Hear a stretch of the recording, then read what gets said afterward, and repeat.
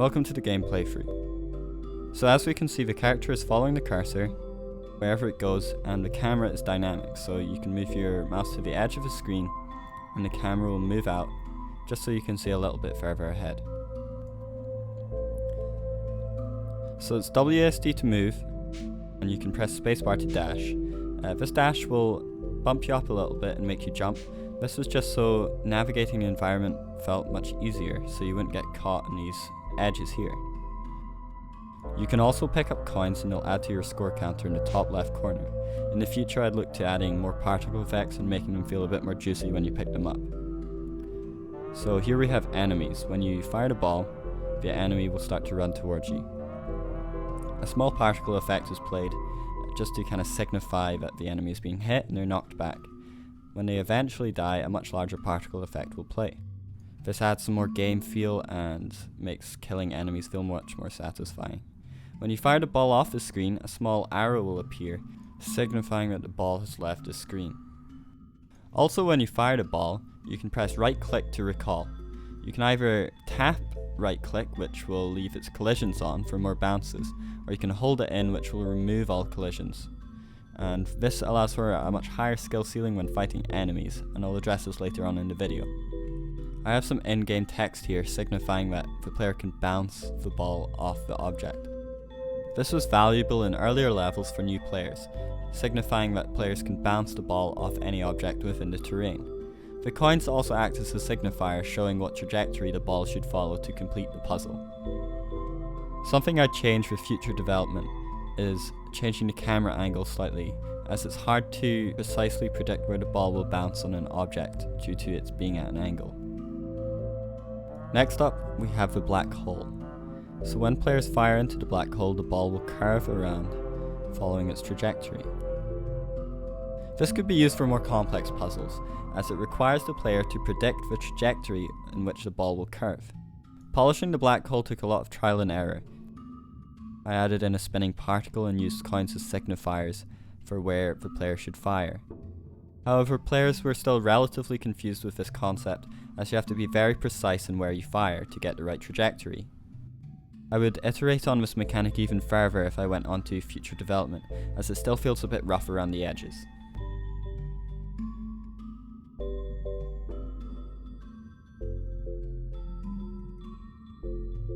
Next up we have teleportation. So when the player fires through his dark grey portal, the transform and velocity will be changed, going towards the lighter grey portal. This adds another element of depth to the game. However, one thing I would change is making the ball teleport back when it enters the light grey portal to the dark grey portal.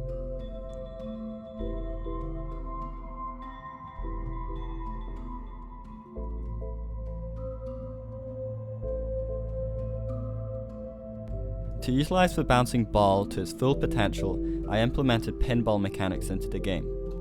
When firing off one of these poles, the pole will light up and a particle effect will play. This will give you a coin, it'll speed the ball up and also give the ball more damage. This encourages players to utilize these when fighting enemies.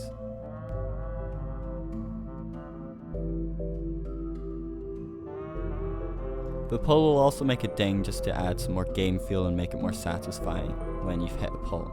And as we can see, all these enemies are getting one shot because the ball's damage is so high from bouncing off all these poles.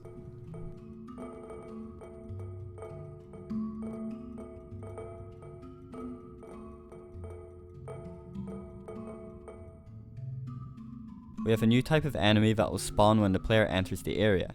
These enemies can fly and are much faster than the regular enemy.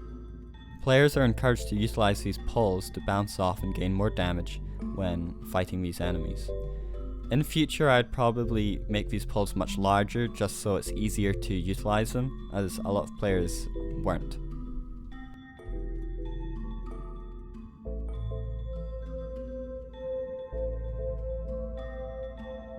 Next we have hot and cold cubes.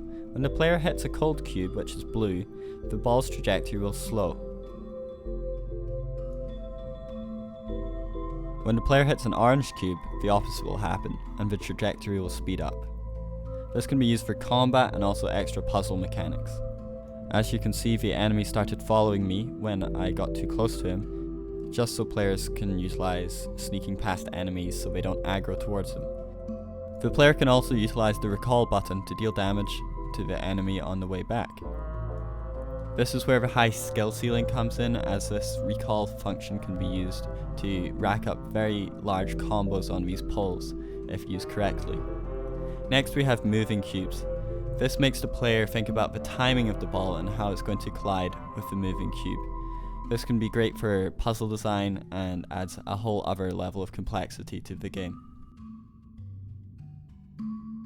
Next we'll have a demonstration of some of the combat with these new cubes.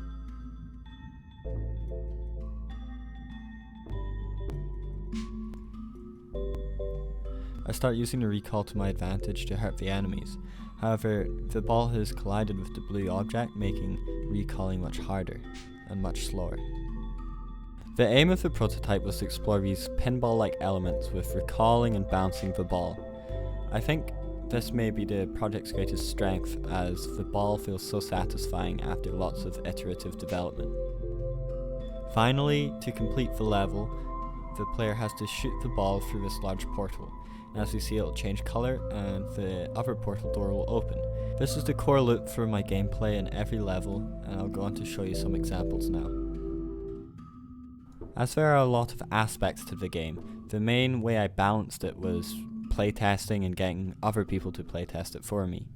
Another way I did this was making sure all these values that I'd set within the program were easily accessible in the editor so I could tweak things as I went on. My main focus in this project was to polish the core mechanic and really make it feel fluid. I took a lot of time learning about recalling and firing and the bouncing just to make it feel as natural as possible. In future development, I think I'd try and focus more on one aspect of the game rather than straddling between combat and puzzles. The core bouncing mechanic has a lot of potential to be fleshed out even further into a full game, and I believe that this mechanic development was a success.